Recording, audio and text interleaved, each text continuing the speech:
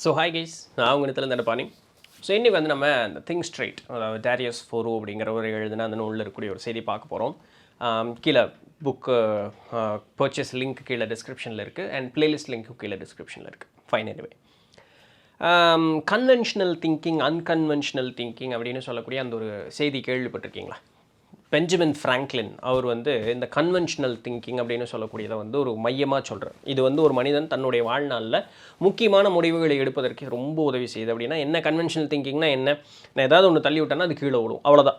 இது எனக்கு தெரியும் இல்லைங்களா? நான் இந்த முடிவு எடுத்தேன்னா, நான் காலையில் சாப்பிட்டேன்னா எனக்கு காலைக்கு உண்டான பசி அப்படிங்கிறது தீரும். மத்தியானம் பசி எடுக்கும், மத்தியானம் சாப்பிட்டேன்னா பசி தீரும். இதெல்லாம் கன்வென்ஷனல் திங்கிங். எனக்கு தெரியும் இதுனா இது அப்படி தான். நான் மாதத்தில் இவ்வளோ நாள் வேலை செஞ்சேன்னா எனக்கு இவ்வளோ சம்பளம் வரும், இவ்வளோ நாள் லீவ் எடுத்துக்கலாம், இவ்வளோ நாளைக்கு மீறி லீவ் எடுத்தேன் அப்படின்னு சொன்னால் எனக்கு அந்த சம்பளம் வராது. இதெல்லாம் கன்வென்ஷனல் திங்கிங். சரிங்களா? இது செஞ்சால் இதுதான் வரும் அப்படின்னு சொல்லக்கூடியது. அதற்குன்னு ஒரு வரையறை இருக்குது. இந்த வரையறை அப்படின்னு சொல்லுங்கள், அதற்கு உட்பட்டே நம்ம நடக்கிறதுக்கு பேர் கன்வென்ஷனல் திங்கிங். அன்கன்வென்ஷனல் திங்கிங்னா அது அப்படியே ஆப்போசிட். நம்மளுடைய ஆழ் மனசு மாதிரி, என்னால் காற்றுல பறக்க முடியும், தண்ணியில் நடக்க முடியும், இதெல்லாம் யோசிக்கிறது அன்கன்வென்ஷனல் திங்கிங். இப்போது கன்வென்ஷனல் திங்கிங் அவசியம், நமக்கு தேவைப்படும் இல்லையா? வேலைக்கு போனால் தான் எனக்கு சம்பளம் கிடைக்கும், தட் இஸ் ஓகே. அது கன்வென்ஷனல் திங்கிங் தான். நம்ம ஒரு வேலையில் இருக்கோம் அப்படின்னு சொன்னால் அங்கே போனால் தான் சம்பளம் கிடைக்கும் இல்லையா? அதில் ஒன்றும் தவறு ஒன்றும் கிடையாது. ஆனால் வாழ்க்கையில் எல்லா சூழல்கள்லையுமே இந்த கன்வென்ஷனல் திங்கிங்கில் இருக்கிறது தவறு. எனக்கு வந்து ஒரு உறவுக்குள்ளே போகிறேன் அப்படின்னு சொன்னால் அந்த உறவுகளிலிருந்து எனக்கு என்ன கிடைக்கும்? இந்த உறவுனா இந்த உறவு எனக்கு இதெல்லாம் செஞ்சு கொடுக்க முடியும், இந்த உறவுக்கு அப்புறம் இதுதான். இந்த உறவு ஒரு வேளை கசந்ததுன்னா என்னால் இதெல்லாம் செய்ய முடியும், அதுக்கப்புறம் இது நடக்கும், அதுக்கப்புறம் நடக்கும்னா அதுக்கு பேர் உறவே கிடையாது. வாழ்க்கையில் எல்லாமே ஒரு வரையறுக்கப்பட்டே நடக்குது, அதற்கு உட்பட்டு தான் நான் நடப்பேன் அப்படிங்கிறது கிடையாது. நிறைய நேரங்களில் நம்மளுடைய மனம் என்ன சொல்லுதோ அதை கேட்டு தான் ஆகணும். ஆனால் நம்ம புத்தி என்ன சொல்லுதோ அதை தான் கேட்குறோம். புத்தி சொல்கிறது பூரா கன்வென்ஷனல் திங்கிங். இதுக்கப்புறம் இது, அங்கே அன்பு, பாசம், பரிவு, உள் உணர்வு, இது எதுக்குமே இடமே இருக்காது. இப்படி இருந்தால் வாழ்க்கையில் என்றைக்குமே நிம்மதி அப்படிங்கிறது இருக்கவே இருக்காது.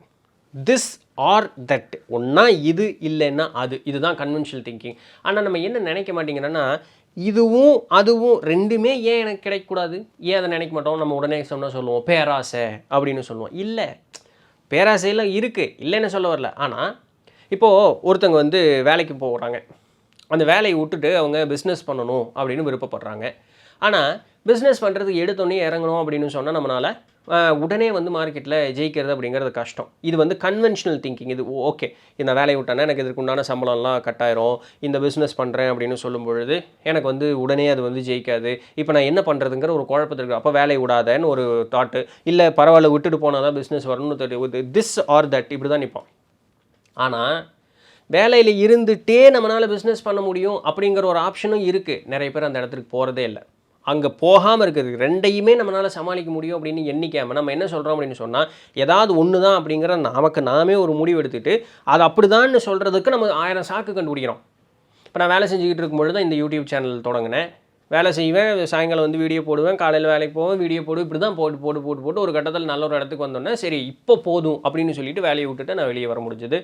இந்த புக்கினுடைய ஆத்தர் டேரியஸ் ஃபோரோ அப்படிங்கிறவரும் ஒரு ஐடி கம்பெனியில் ஒரு நல்ல ஒரு வேலையில் நல்ல சம்பளம் கொடுக்குற இடத்துல தான் இருந்தார். அப்போ பிஸ்னஸ் அவர் தொடங்கணும் அப்படின்னு சொல்லும் பொழுது, அவருடைய ஃபேமிலி பிஸ்னஸை பார்க்கணுன்னு சொல்லும் பொழுது இதை விட்டுட்டு உடனே அந்த இடத்துக்கு போக முடியாது அப்படின்னாரு. அப்போ காலையிலேருந்து அந்த 9 to 5 ஜாப் பார்த்தாரு, சாயங்காலம் வந்ததுக்கப்புறம் அந்த பிஸ்னஸையும் பார்த்தாரு. இந்த பிஸ்னஸை டெவலப் பண்ணி நல்ல ஒரு இடத்துக்கு வந்தோன்னே இப்போ நான் இதை விட்டுட்டு வரேன்ட்டு வந்தார். So why can't you have both this and that?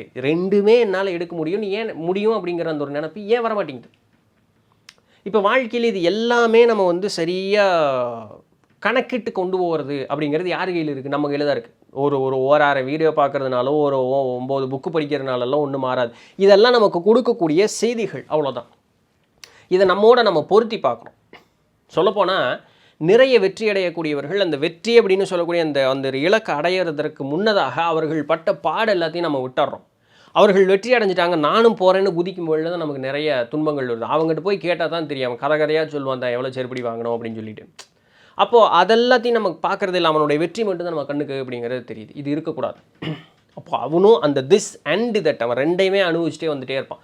அவன் both conventional thinker and unconventional thinker ரெண்டுமே அவன் வந்து சரியாக கையாண்டே வந்த காரணத்தினால தான் அவனால் ஜெயிக்க முடியுது.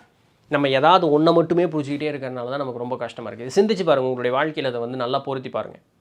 சரிப்பா, அன்கன்வென்ஷனல் திங்கிங் எடுக்கிறேன், உடனே பட்டார்னு எந்த ஒரு முடிவு எடுத்துடலாமான்னா எடுக்கலாம், எல்லா நேரத்துலையும் அது சரியாக வரும்னு சொல்ல முடியாது. என்ன ஒரு ஆத்தர் என்ன சொல்கிறாரு, இவர் வந்து அந்த பிஸ்னஸுக்கு ஒரு consulting firm, party a party B. Party ஏ அப்படிங்கிறவர் வந்து இவருக்கு ரொம்ப வருஷமாக இவர் கூட பயணிக்கக்கூடியவர், அதனால இவருக்கு ஒரு கன்செஷன் ரேட்டு உண்டு. பார்ட்டி பி இப்போ தான் ஃபஸ்ட் டைம் புதுசாக வர்றாங்க, இவருக்கு அந்த கன்வென்ஷனல் ரேட் கிடையாது. ஆனால் பார்ட்டி ஏ பார்ட்டி பி 2 பேர்த்துக்கும் பேர் ஒன்று தான், சரிங்களா? இவர் ஒரு மெயில் டிராஃப்ட் பண்ணுறாரு, மெயில் டிராஃப்ட் பண்ணி பார்ட்டி ஏக்கு அனுப்புறதுக்கு பதிலாக பார்ட்டி பிக்கு அனுப்பிச்சிடுறாரு. என்ன இவருடைய பழக்கம் என்ன அப்படின்னு சொன்னால், அந்த மெயிலில் பேரெல்லாம் செக் பண்ணாமல் ஒரே பேர் தானே அந்த ஏ அப்படின்னு அடித்தா அந்த ஏல இருக்கக்கூடிய பேர் டக்குன்னு கிளிக் பண்ணி ஒரு பாட்டுக்கு அனுப்பிச்சி விட்டுறாரு. அந்த பார்ட்டி பிக்காரன், ஏய் நீ என்கிட்ட முதல்ல பேசுனது என்ன, நீ வந்து ஒரே பேரில் இருக்குங்கிறக்கா அனுப்பிச்சிட்டியா, அவனுக்கு அனுப்ப வேண்டியது எனக்கு அனுப்பிச்சிருக்கியா, நீ இந்த லட்சணத்தில் தான் பிஸ்னஸ் பண்ணிகிட்டு இருக்கியா, உங்க கூட நான் பிஸ்னஸ் பண்ண மாட்டேன் போடா அப்படின்னு சொல்லிட்டு போயிட்டான். $1,50,000 கிடைக்க வேண்டிய பிஸ்னஸ் நஷ்டம். அவர் சொல்கிறாரு, தப்பு பண்ணிட்டேன், இதை பண்ணியிருந்துருக்கூடாது, ஒரு டபுள் செக் பண்ணியிருந்துருக்கணும், இவனுக்கு அனுப்ப வேண்டிய மெயிலை அவனுக்கு அனுப்பி விட்டேன், அந்த ஏன் அடிச்சே வந்தான் வருவான் அப்படின்னு சொல்லக்கூடியது அந்த மெயிலை போட்டுவிட்டு என்னத்தை போயிருக்கு போகுது அப்படின்னு படப்படான்னு போடுது. அப்போ படப்படான்னு எடுக்கக்கூடிய முடிவுகள்லேயும் ஒரு தப்பு இருக்குது அப்படிங்கிறது பார்த்தீங்களா? அப்போது ஒரு முடிவு எடுத்துட்டு அந்த முடிவை செயல்படுத்துறதுக்கு முன்னாடி ஒரு செகண்ட் யோசிச்சு பாருங்கள். நான் அமர எடுத்த முடிவு தான், செயல்படுத்துவதற்கு முன்னாடி எல்லாம் கரெக்டாக இருக்கா, எல்லாம் இது இருக்கா, வீட்டிலேருந்து கிளம்பும்பொழுது அதான் கேஸ் ஆஃப் பண்ணிட்டோமா, லைட் ஆஃப் பண்ணிட்டோமா, காரில் எல்லாம் பெட்ரோல் போட்டோமா, வண்டியில் பெட்ரோல் போட்டோமா, எல்லாம் போட்டு துணியெல்லாம் எடுத்துகிட்டு எல்லாம் யோசிக்கிறோம்ல, அவ்வளோதான். மற்றபடி வேறு ரொம்ப எல்லாம் காம்ப்ளிகேட் பண்ணிக்காதீங்க. வீட்டிலேருந்து குடும்பத்தோடு வெளியே எங்கேயாவது ஒரு ட்ரிப் போகிறீங்கன்னா இதெல்லாம் யோசிக்கிறீங்களே, இதே தான். ஹேவ் அ டபுள் செக், அவ்வளோதான். மற்றபடி வேறு ஒன்றும் இல்லை. நீங்கள் எடுத்த முடிவு செய்யக்கூடிய செயல் சரிதானா, அதை இம்ப்ளிமெண்ட் பண்ணுறதுக்கு முன்னாடி ஒரு டபுள் செக் பண்ணிக்க, ரைட் கரெக்ட் அப்படின்னு சொன்னால் இம்ப்ளிமெண்ட் பண்ணிட்டு போயிட்டே இருங்க. சரி, ஒரு நேரம் ஏதோ ஒரு தவறு நடந்துருச்சு, என்ன தான் டபுள் செக் பண்ணுறோம், சரி ஏதோ ஒரு நேரத்தில் தவறு நடந்துச்சு, உடனே நம்ம என்ன சொல்கிறோம், எனக்கு மட்டும் ஏங்க இப்படியெல்லாம் பிரச்சனை நடக்குது, இந்த ஆண்டவன் என்னையை மட்டும் சதிக்குதே, அப்படி ஒரு காலத்தில் சொல்லவே சொல்லாதீங்க. இந்த வாழ்வு அப்படின்னு சொல்லக்கூடியது நமக்கு அனுபவங்களையும் பாடங்களையும் கற்றுக் கொடுப்பதற்காக மட்டும்தானே தவிர, நம்ம யாரையும் வந்து டெய்லர் மேடு மாதிரி இவன் மூஞ்சி எனக்கு பிடிக்கல போட்டு தரையில் போட்டு தேய்ங்கடா அப்படின்லாம் யாரும் இந்த வாழ்க்கை யாரையும் தேய்க்கிறதும் கிடையாது. அதற்கு மேலே யாரையும் உட்காந்துட்டு நம்மளை போட்டு தேய்ச்சிக்கிட்டு இருக்கக்கூடிய ஆளுகளும் கிடையாது. அப்படியெல்லாம் ஒன்றும் கிடையாது. ஸோ ஆல்வேஸ் ஒய் மீ அப்படிங்கிறதுல இருந்துட்டு வாட் நெக்ஸ்ட் அப்படின்னு கேட்கணும். அந்த ஒரு பழக்கத்துக்கு நம்மளை வந்து கொண்டு வந்து நிறுத்திக்கணும். ஆமாம் நடந்துருச்சு, சரி இந்த சூழல் இப்போ நான் இருக்கேன், இந்த சூழல்லேருந்து நான் எப்படி மீண்டு வெளியே வர்றது, அடுத்து என்ன அப்படிங்கிறதுக்கு போகணும். விட்டுட்டு ஓடுறது கிடையாது. இந்த சூழலை சமாளித்து இதை வந்து பாசிட்டிவாக எப்படி மாற்றுறதுங்கிறது தான் யோசிக்கணும். நான் இப்போ பேசுகிறது எதுவுமே ஜஸ்ட் வெறும் மோட்டிவேஷன் வீடியோ கிடையாது. இதில் சொன்ன எல்லா நிகழ்வுகளையும் என்னுடைய தனிப்பட்ட வாழ்க்கையில் நான் நிறைய அனுபவிச்சிருக்கேன். ஆமாம் தவறு நடந்துருச்சு, இப்போ அடுத்து என்ன, அதுதான் புத்திசாலித்தனம், அதுதான் உங்களை வளர்த்துமே தவிர எதெல்லாம் வந்து உங்கள் வாழ்க்கையில் துன்பம்னு நீங்கள் சொல்கிறீங்களோ அது துன்பம் இல்லாத உங்களுக்கு கொடுக்கப்பட்ட ஒரு பாடம், இல்லை கிடைத்த ஒரு பாடம் அப்படின்னு நினச்சிக்கிறீங்களோ அதுதான் உங்களுடைய வாழ்க்கையில் அடுத்த ஒரு இடத்துக்கு போகிறதுக்கு உங்களுக்கு முன்னேற்றும். இதை விட்டு போட்டு ஏன் எனக்கு ஏன் இப்படி நடந்தது, எதற்கே இப்படி நடந்தது அப்படின்னு சொல்லி புலம்பணும் அப்படின்னு சொன்னால் நம்ம வாழ்க்கையில் நம்மளால் முன்னேறவே முடியாது. அது ரொம்ப துன்பம் அப்படிங்கிறத மனசில் வச்சுக்கணும். இன்னொன்று, ஒரு காரியத்தை பட்டார்னு ஒரு செய்யணும் அப்படின்னு சொல்லக்கூடிய அவசியம் அப்படிங்கிறது கிடையாது. அதாவது இந்த ஒரு வார்த்தை சொல்லுவாங்க, the devil is in the detail அப்படிம்பாங்க. Devil is in the detail அப்படிம்பாங்க. நீங்கள் எந்த ஒரு காரியம் செய்யும் பொழுதும் 1க்கு 40 தடவை வேணாலும் யோசிச்சுங்க அந்த காரியம் செய்கிறதுக்கு முடியும். இப்போ இந்த ஆத்தர் அவருடைய லைஃப்பில் நடந்த ஒரு எக்ஸாம்பிள் என்ன சொல்கிறாருன்னா, இப்போ இந்த புக்கு திங்க் ஸ்ட்ரீட் அப்படின்னு எழுதுறதுக்கு அவருக்கு 15 மாதங்கள் ஆச்சா, சரிங்களா? ஒரு வேலை என்றைக்குமே வெளிப்புறமாக பார்க்கும்பொழுது ஈஸியாக இருக்கும், உள்ளே வந்து நிற்கும் பொழுது தான் அந்த முட்டை போடுற கோழிக்கு தான் வருத்தம் தெரியும்னு சொல்லுவாங்களா, அந்த மாதிரி தான், சரிங்களா? அந்த வேலையை செய்யும்பொழுது உனக்கு என்னப்பா அப்படின்னு சொல்கிறவன் சொல்லுவான், வா என் கூட வந்து நின்று என் கூட இருக்கிற மாதிரி பயணியும்பா, அவன் ஒரே நாளில் ஓடி போயிடுவான் வாய் பேசுவேன். இவனுக்கு தான் தெரியும் நெருப்பு மேலே உட்காந்துட்டு இருக்கிறது எப்படின்னு சொல்லி. அப்போது எந்த ஒரு காரியத்தையும் செய்கிறவனுக்கு தான் அதனுடைய கஷ்டம் என்னங்கிறது தெரியும். இவர் அதான் சொல்கிறார், புக்கு தானே எழுதிடலாம் அப்படின்னு சொன்னால் அது முடிக்கிறதுக்கு 15 மாதம் ஆச்சு அப்படிங்கிறார். இப்போ இந்த 15 மாதத்தில் இந்த புக்கினுடைய தலைப்பை ஒரு 3 தலைப்பு மாற்றிட்டார். அவர் என்ன சொல்கிறார், த பவர் ஆஃப் அப்படின்னு சொல்லி வச்சுட்டு பின்ன வேறு ஏதோ ஒரு பேர் போட்டுக்கலான்னு சும்மா கூகுளில் போய் சர்ச் பண்ணார். த பவர் ஆஃப் அப்படின்னு சொல்லி பார்த்தா கிட்டத்தட்ட எத்தனையோ எழுதியிருந்தார், 80,000 நூட்களா என்னமோ ஒரு நூட்கள் வந்து த பவர் ஆஃப்னே அந்த வார்த்தையில் ஆரம்பிக்கக்கூடிய நூட்கள் அத்தனை 1000 நூட்கள் இருக்கான். அப்போது 10ஓட 1 11 நானும் மாறியிருப்பேன், இது அர்த்தமற்றது அப்படின்னு சொல்லி 3 தடவை அவருடைய தலைப்பை மாற்றிருக்கார். இப்போ இந்த தலைப்பை மாற்றும் பொழுது இந்த தலைப்புக்கு ஏற்றார் போல் உள்ளே இருக்கக்கூடிய கண்டென்ட்டும் மாறும். இதனால தான் அந்த 15 மாதம் எடுத்தது காரணம். அப்போ மாற்றி கடைசி அந்த பப்ளிஷ் பண்ணுறதுக்கு 2 வாரம் முன்னாடி தான் இந்த திங்க் ஸ்ட்ரைட்டுன்னு சொல்லக்கூடிய அந்த ஒரு பேரையே வந்து அவர் யோசித்து இந்த பேர் அதுக்கு வச்சுருக்கார்.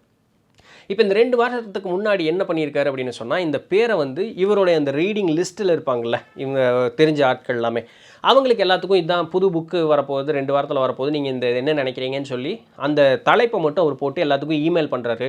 வந்த ரெஸ்பான்ஸ் எல்லாமே பாசிட்டிவ். ஏய் சூப்பராக இருக்குடா, டேரெக்டாக அந்த கண்டென்ட் மட்டும் சொல்கிற மாதிரி இருக்குது, திங்க் ஸ்ட்ரெயிட், சூப்பர், கசகசான்னு நீ எதுவும் சொல்லலை, ஒரு டைட்டில் இருக்குது, சப்டைட்டில் இருக்குது, கசகசான்னு எதுவும் இல்லை, நான் ரொம்ப ஆர்வமாக இருக்கேன், சூப்பராக இருக்குது.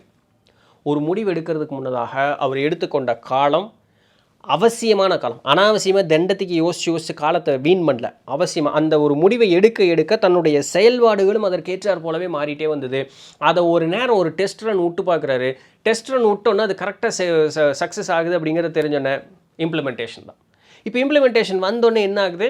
It is a beautiful success. It is a beautiful, இந்த புக்கு வந்து பியூட்டிஃபுல் சக்ஸஸ், திங்க் ஸ்ட்ரைட் அப்படின்னு சொல்லக்கூடிய ஒரு புக். இப்போது அந்த ஒரு வேலையை செய்யும் பொழுது அதற்கு இத்தனை மாற்றங்கள் அப்படிங்கிறது வரும். இதற்கு நம்ம தயாராக இருக்கணும். 1-2 மாற்றம் வந்தோடனே என்னடா இது நைன்ட்டே இருக்குது, அப்படி சலிச்சிக்கக்கூடாது. நம்ம இன்னும் அவ்வளோ இன்டெலிஜென்ட்டாக நம்ம மாறிட்டோம்னா அப்புறம் அந்த முடிவுகள் எடுக்கக்கூடியதற்கும் அதுக்குண்டான காலம் சுருங்கும். நம்ம அந்த இன்டெலிஜென்ஸ் புத்திசாலித்தனத்தை வளர்த்தும் போது அது சுருங்கும். நம்ம தேண்டச்சோராகவே இருந்துட்டு காலம் நீண்டுக்கிட்டே இருக்குன்னா அப்புறம் எப்படி இருக்கும்? இதுக்கெல்லாம் பழக்கப்படுத்திக்கணும் அப்படிங்கிற. யாரோ ஒருத்தங்க திடீர்னு வந்து புஷ்கேம் அப்படின்னு சொன்னால் நமக்கு ஏதாவது அறிவு வளர்ந்துருமா? அப்படி ஒன்று நடந்தால் வளருமா இருக்கும்? நடக்காதே. அருணகிரிநாதருக்கு அப்படிங்கிற மாதிரி முருகன் வந்து நாக்கில் ஓமுனா எழுதிட்டு போவார். நம்மளுக்கும் நடந்தால் சந்தோஷம், நடக்கல இல்லை, அப்போ நம்ம தான் முட்டி மோதி அந்த இடத்துல பார்க்கணும் அப்படிங்கிறது புரிஞ்சுக்கேன். அப்போது இந்த முட்டி மோதிரம் அப்படிங்கிறதுக்காக ஆயுசு பூரா நம்ம சிந்திச்சுக்கிட்டே இருந்துடலாமா? அதுவும் முடியாது இல்லைங்களா?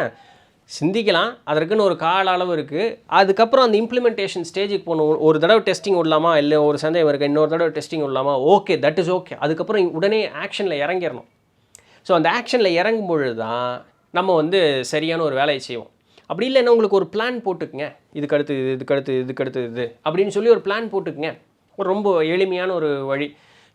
நான் ஜிம்முக்கு போகணுன்னு விருப்பப்படுறேன், நான் வந்து ஃபிட் ஆகணும்னு விருப்பப்படுறேன், நான் வந்து ஒரு வெயிட்டை குறைக்கணும்னு விருப்பப்படுறேன். இதெல்லாம் ரொம்ப பிளான்ட்டானது.